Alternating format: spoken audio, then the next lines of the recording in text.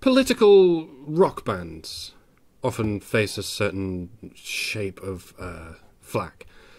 Rage Against the Machine have had a lot of sort of vitriol about politics, and the obvious response from many a sort of stuffed shirt pundit was, "Are you actually changing anything? You actually doing anything about the machine? Or are you just raging against it?" And that sounds like a good point.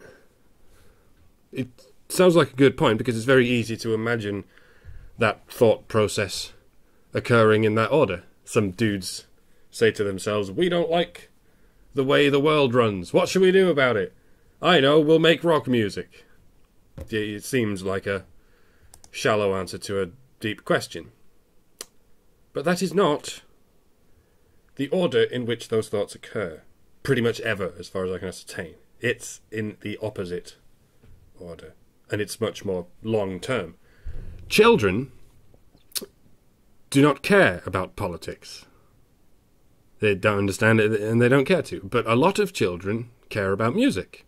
A lot of children care about art. A lot of children care about games. So they grow up making these things. It's what they excel at. It's what they enjoy. And as they create, they continually ask themselves, what will be my next project? What will my next project be about? And as they grow older and wiser, then stupider, and then wiser again, and so on, they begin to care about politics. They develop a concern for the world at large. They think to themselves, I create art about things that inspire me, about the things that drive me, and that's not just sex and drugs and shits and giggles. At this point, I am concerned with slightly deeper issues.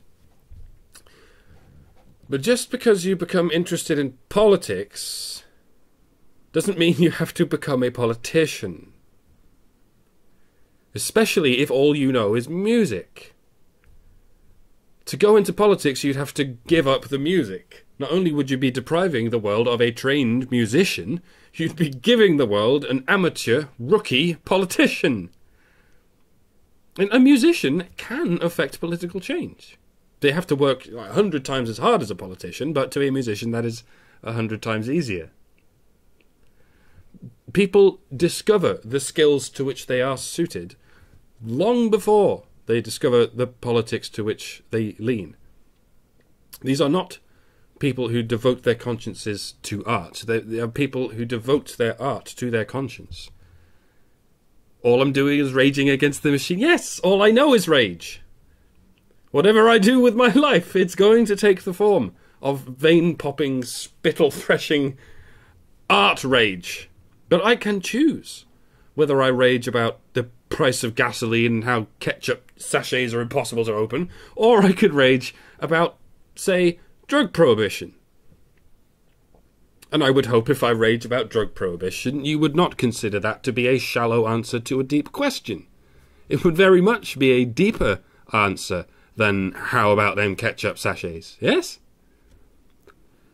And if I rage about prohibition in the form of music, and many musicians do, I would hope when I'm introduced to people, on stage or otherwise, I will still be introduced as a musician. Perhaps as a musician with some outspoken opinions. I would hope it wouldn't suddenly change to, here's Mike, he's an anti-prohibitionist who does nothing for the cause except make music. And if I make music and animations and talking head videos supporting a variety of causes, including freedom of bodily chemistry, freedom of religion, freedom of expression, women's rights advocacy and men's rights advocacy, I would hope to be introduced as someone with a range of skills and a range of political views, rather than introduced simply as an MRA.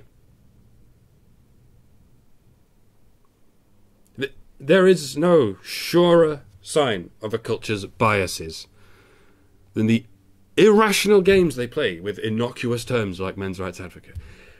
It's like if you're half black and half white, you're considered black in a white country. It's way further than that with this. If 1% of what you do is men's rights advocacy, then you're an MRA. And every mistake you make is because of your men's rights advocacy and is a tarnishing stain on men's rights itself.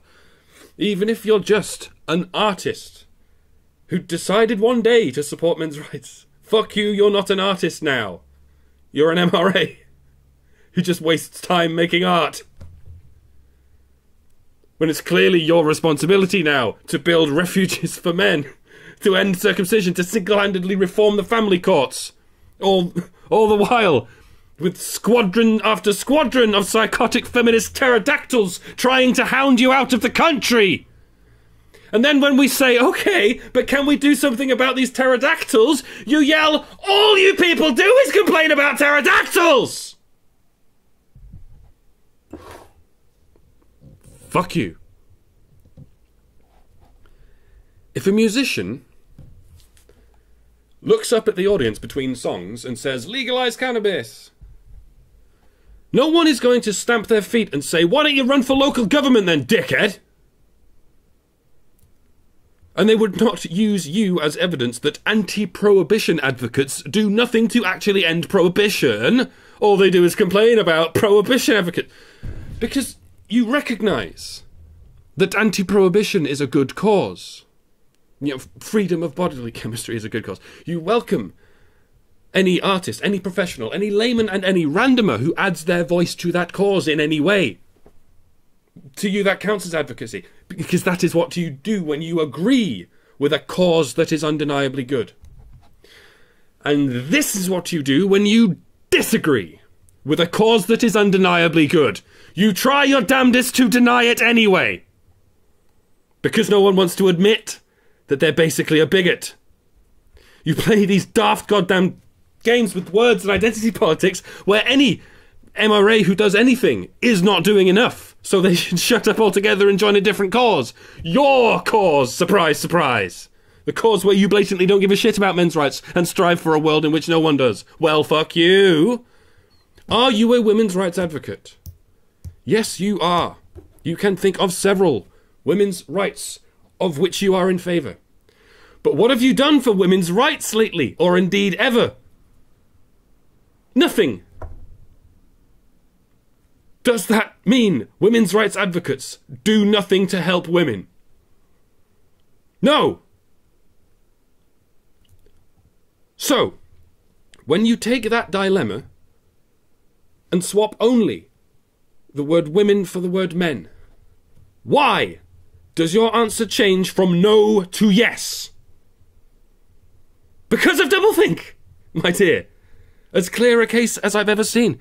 When you advocate for women's rights, you're simply doing something that everyone should do. When you advocate for men's rights, you become a fucking cornucopia of self-contradictory insults.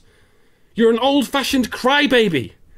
You're a weak-willed loser and a dangerous terrorist. You're pissed off because you love women, and you're pissed off because you hate women, and everything you say is simultaneously too much and not enough. These stupid fucking games make it obvious to everyone but the severely brainwashed that the only goal here is to shut down any and all conversations about men's rights from whatever bullshit angle you can find. And it's not just feminists. Everyone does this to men's rights advocates. People will say to me, you guys need to stop being negative about feminism and do something proactive. And yet without batting an eyelid, they will say, I'm an anti-feminist. You are the negative one, you fucking nut up. Your identity contains anti and it contains feminism. And you are telling a men's rights advocate that they're making it all about bashing feminism. You are projecting your own mistakes onto the people who have already fixed that mistake. Please sort your fucking brain out. You clearly still have the virus in you. And by the way, I've said it before and I'll say it again. If you're a women's rights advocate but you're not a men's rights advocate, then you are not an egalitarian. By definition. By hardline definition. If you're egalitarian, you have to be an MRA and a WRA, or you have to be neither. You will not slither out of this truth no matter how much mental gymnastics you do trying to convince yourself that men's rights is a group, but women's rights totally isn't a group. Gamergate totally isn't a group. Listen, all it takes to identify a group is an action. The people in the world who are at this moment scratching their left earlobe are a group, and I am currently in that group. Every recognisable, recordable action you make places you in a group of people also making that action. And if you can tell me with a straight face that my group is a group, but your group totally isn't a group, then please come down from the mental monkey bars. You are going to hurt yourself. Men's rights is not a political party to which one registers. It is a cause in which one believes. Just like civil rights, just like women's rights. So when you say to me, as a men's rights advocate, why aren't you doing this? Why aren't you doing that? Why are you doing the other? My answer is because none of these things are contingent to the advocacy of men's rights. No matter how much you insist otherwise, with your Advanced Dungeons and Silly Buggers 5th edition.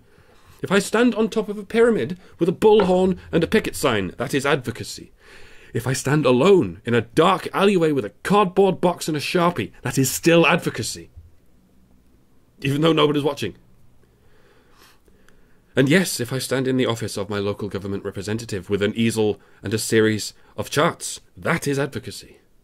But I'd like to remind you that there is a flock of fucking feminist pterodactyls out there doing everything they can to prevent me from getting into that office and from getting on top of that pyramid, and indeed from letting me leave the alleyway. So I go on the internet, I apply the only skills I have, and I rage about the fucking pterodactyls. And I'm going to keep doing it, at least until you people stop blaming me and my innocent brothers for all the pterodactyl shit. Goodbye, and sláinte.